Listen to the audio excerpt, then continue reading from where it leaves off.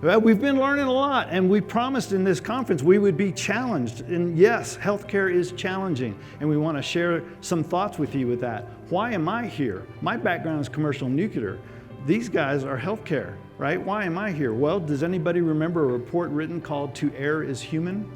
Back in 1998, it said that 98,000 people in the United States die every year as a result of the care they get in hospitals, and this was back in 98, 97, 98,000 people every year. Can you imagine that? Well, the numbers are much higher than that, much higher right now. 2013 study said it was anywhere between 220 to 440,000 people every year who go to the hospital for care and end up with something that ends up killing them.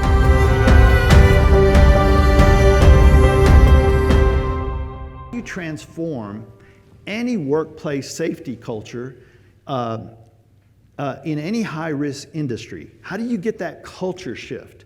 And I'll tell you, it's complicated. But we're going to talk about just 5 big picture items. There are a lot of little details in all 5 of these, but we're going to share these top 5. Number 1, the first thing you need to know is where you are. You need to conduct a baseline assessment, find out what your current performance is. Find out what you are doing really well, right? We talked about that in this conference already. Find out where the success is so we can continue to repeat it and learn about it. But at the same time, identify those gaps where we can improve and do better. So baseline the performance, and then that way you'll be able to set up some structure. Number 2 would be then, as a result of that assessment, create an improvement plan. Right? And that improvement plan is dynamic.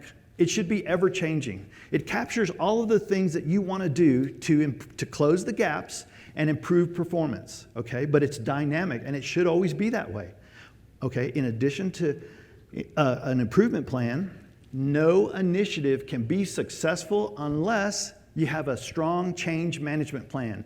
And you don't know how many clients I have been to who create an initiative and they do not use a change management plan. But when I ask them, do you have a change management plan? They say, yes, we have a procedure for that, but they're not using it.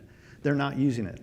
In addition to a change management plan, a communication plan is also very important to have, right? You've probably heard the old saying, if you want to communicate effectively, do it 7 times, 7 different ways. And I'll tell you right now, it's probably 700 different ways. You have to have a very strong communication plan.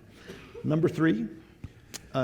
So conduct an organizational training. Again, I mentioned this earlier. This starts from the executive leadership down.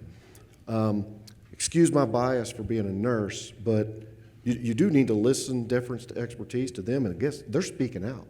They are speaking out about the working conditions.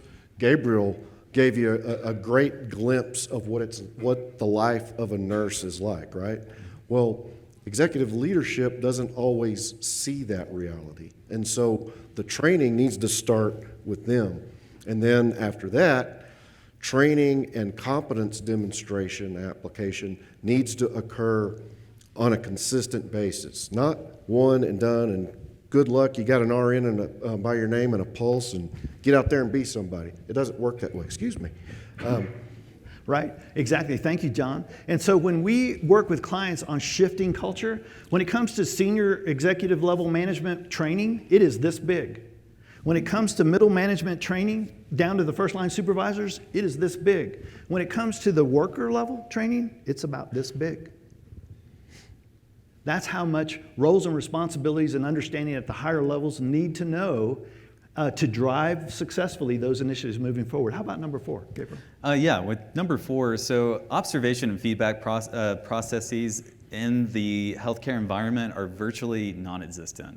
You do have at some hospitals specialized teams that observe and kind of follow up on certain types of patients, like your stroke patients, your heart attacks, your trauma patients.